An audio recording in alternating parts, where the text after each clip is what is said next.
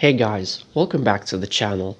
Today I'm going to begin a brand new retrospective on the X-Files, starting with a review of Season 1. So the X-Files is a show that I have been dying to watch and talk about on this channel, and I guess that time has finally arrived. I've been binging through it all year long. I'm not quite done with it, I'm almost finished. I'm currently at Season 10 as of this recording, and I guess the timing couldn't be any more perfect since we're heading into the show's 30th anniversary in September, and of course, if you follow American politics, there were some recent remarks made at the US Congress about suppression of UFO evidence. I'm not sure if that kind of stuff is true, but who knows? Maybe the truth will come out one day. Quick history lesson before we jump into the actual review. The X-Files is a science fiction series centering on FBI agents Fox Mulder and Dana Scully as they investigate the titular X-Files, a series of unsolved cases involving paranormal phenomena, while also searching for answers about a conspiracy involving aliens as part of the show's overarching mythology. The show was created by Chris Carter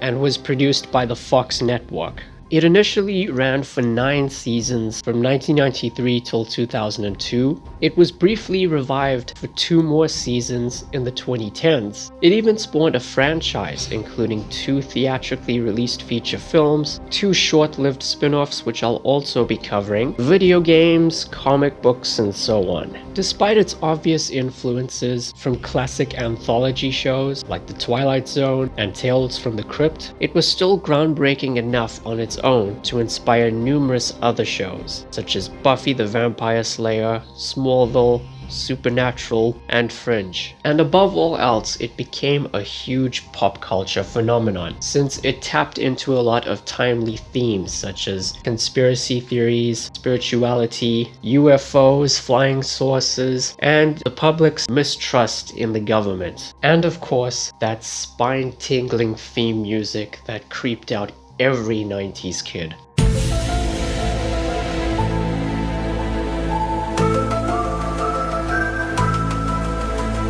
And just imagine, the composer for this show was the same composer for the first 7 seasons of Smallville. So as for my basic thoughts on the show as a whole, even if I'm technically not finished with it yet, I've really enjoyed it so far. I mean, don't get me wrong, it can be frustrating at times, but it's easily one of the most consistent TV shows I've ever seen. It's probably never going to be in my top 10 TV shows of all time though, mainly because to this day we still don't have a definitive ending to it and probably never will get such a thing. But to anyone who hasn't seen it yet, I would still highly recommend it. So what did I think of Season 1? I thought it was a brilliant start to the show. So put on your tinfoil hats and let's get into it.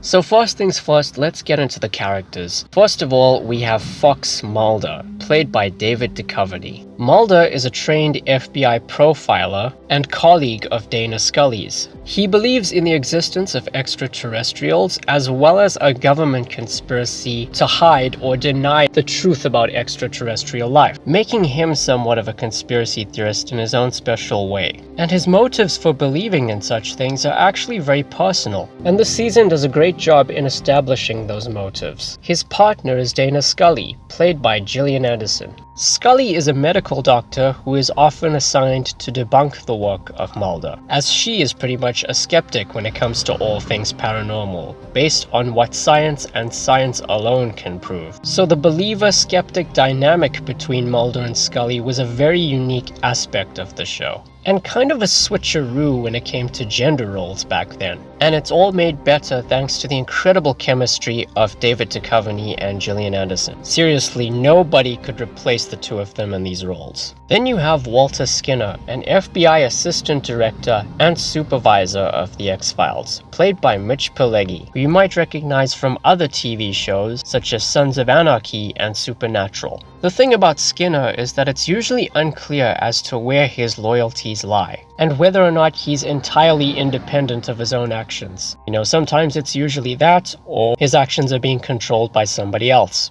Then you have Deep Throat, a member of a shadowy organization known as the Syndicate, who are more or less major antagonists throughout the show. He basically serves as an informant for Scully and Mulder, occasionally offering them tidbits of information regarding the government's dirty secrets and what have you. Let's not forget the Lone Gunmen, a trio of countercultural patriots who frequently assist Scully and Mulder when necessary. They even have their own publication named after themselves, which is financed through financial backers as none of them have regular 9-to-5 jobs. You know, hacking into government databases, extracting the truth and trying to expose it to the public. That's their life's work, basically. And last but not least, the main antagonist, the cigarette-smoking man. The cigarette-smoking man is a key member of the syndicate and keeps a close eye on every single move made by Scully and Mulder, especially whenever they come close to finding any answers of any kind regarding the conspiracy. He only has a few scenes in season 1, but that's because the show is just setting everything up, and I guarantee you'll look forward to seeing more of him throughout the show. Moving on from the characters, I also like the format of the show. During the show's initial run, each season would comprise of 20 plus episodes, most of which were Monster of the Week episodes, while about a third of each season focuses solely on the show's mythology. And sometimes the Monster of the Week episodes even contribute something of value, as far as the mythology or even the characters are concerned. When it comes to the mythology, Season 1's priority is really just setting everything up and establishing the basic components of it, such as the introductions to the characters, the syndicate, UFOs, aliens, as well as introducing plot lines that will be resolved later in the show.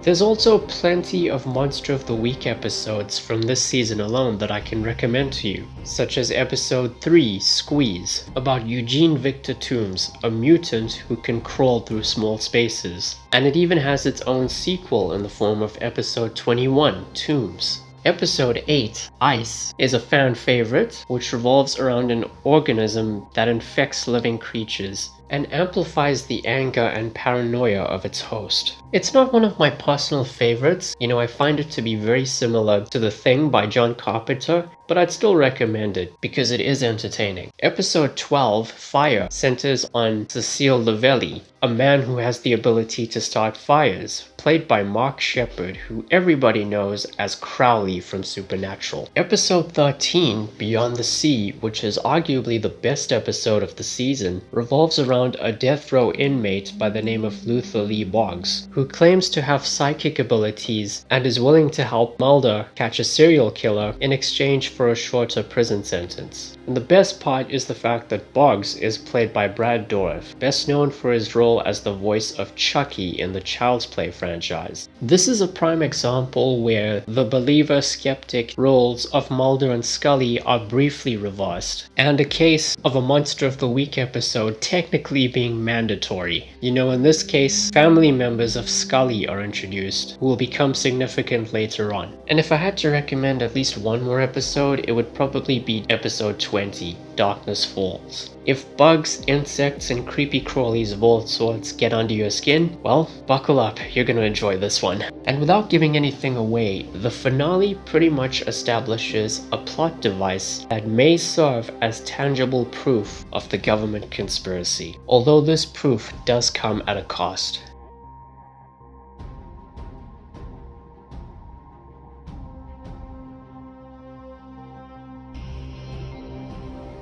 Now, as is the case with pretty much every season of The X-Files, there's bound to be at least one or two episodes, specifically Monster of the Week episodes, that are clunky or flawed in some ways. Episode 5, The Jersey Devil, is about an urban legend of the same name, and while it sounds cool, it isn't exactly scary, and the audience doesn't get enough time to fully connect with the urban legend itself. Episode 9, Space, is about a mysterious alien force conspiring to sabotage a space program. Sadly, it isn't particularly scary either, and due to the high production costs of the season, the episode relied heavily on stock footage. Plus, it would have been amazing if this episode tied into the mythology in some way. And episode 7, Ghost in the Machine, about an evil killer AI. It was a cool concept, but due to the show's budgetary constraints, it failed to live up to its full potential, and the AI lacked its own personality. Okay, now it's time for my episode watch guide. And here's how it's going to work. Must-watch episodes are pretty much mythology episodes or Monster of the Week episodes that tie into the conspiracy or flesh out the characters in some way. Recommended episodes are Monster of the Week episodes that come recommended by me. And skippable episodes are Monster of the Week episodes that are either nothing special or just flat out terrible. So, here's the list.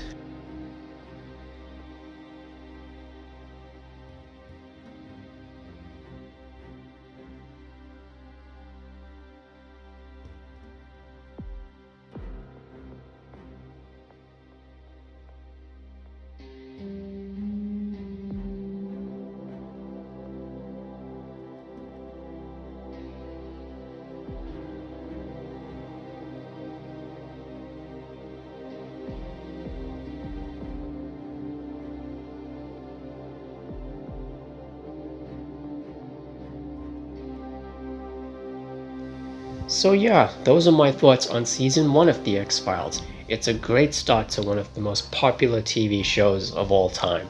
Next time we're going to be looking at season 2. So thank you all for watching, guys. Please be sure to like the video, share it, and subscribe. Ring the bell. Take care, and I'll see you soon.